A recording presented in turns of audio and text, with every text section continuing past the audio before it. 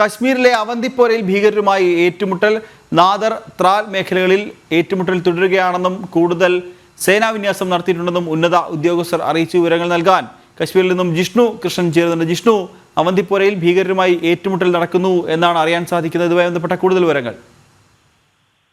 ഇന്ന് പുലർച്ചയോടുകൂടിയാണ് ജമ്മു കാശ്മീരിൽ അവന്തിപ്പുരയിൽ ഭീകരരും സുരക്ഷാ സേനയും തമ്മിൽ ഏറ്റുമുട്ടൽ ഉണ്ടായിട്ടുള്ളത്. നമുക്ക് ലഭ്യമാകുന്ന വിവരപ്രകാരം ഭീകരർ തമ്പടിച്ചിട്ടുണ്ട് എന്ന രഹസ്യ വിവരത്തെ തുടർന്നാണ് സൈന്യം ഇത്തരത്തിലൊരു ഓപ്പറേഷൻ അവന്തിപ്പുര മേഖലയിൽ നടത്തിയത്. തുടർന്ന് അത് ഏറ്റുമുട്ടലിലേക്ക് നീങ്ങുകയായിരുന്നു. നിലവിൽ സൈനിക വൃത്തങ്ങൾ വ്യക്തമാക്കുന്നത് അതിശക്തമായ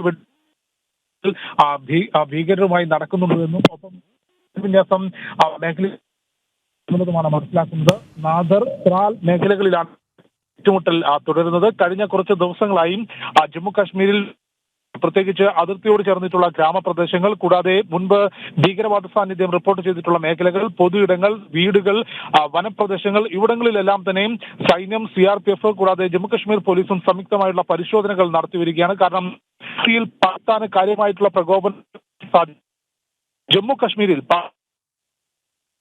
സംഘടനയായിട്ടുള്ള ISIയും ചേർന്നുകൊണ്ട് സ്ഫോടനം ഉൾപ്പെടെയുള്ള ഭീകരാക്രമണങ്ങൾ നടത്താൻ സാധ്യതയുണ്ട് എന്ന റിപ്പോർട്ട് ഇതിനോടകം തന്നെ സൈന്യത്തിന് മുൻപിലുണ്ട്. അതുകൊണ്ട് പ്രതിരോധ നടപടികളുടെ ഭാഗമായാണ് ഇത്തരത്തിലുള്ള പ്രത്യേക പരിശോധനകൾ ജമ്മു കാശ്മീർ. ശരി ജിഷ്ണു, കശ്മീരിലെ അവന്തിപ്പുരയിൽ ഭീകരരുമായി ഏറ്റുമുട്ടൽ, നാദർ ത്രാൽ മേഖലകളിൽ ഏറ്റുമുട്ടൽ തുടരുകയാണെന്നും കൂടുതൽ സേനാവിന്യാസം നടത്തിയിട്ടുണ്ടെന്നും ഉന്നത ഉദ്യോഗസ്ഥർ അറിയിച്ചു. വിവരങ്ങൾ നൽകുകയായിരുന്നു കാശ്മീരിൽ നിന്നും ജിഷ്ണു കൃഷ്ണൻ.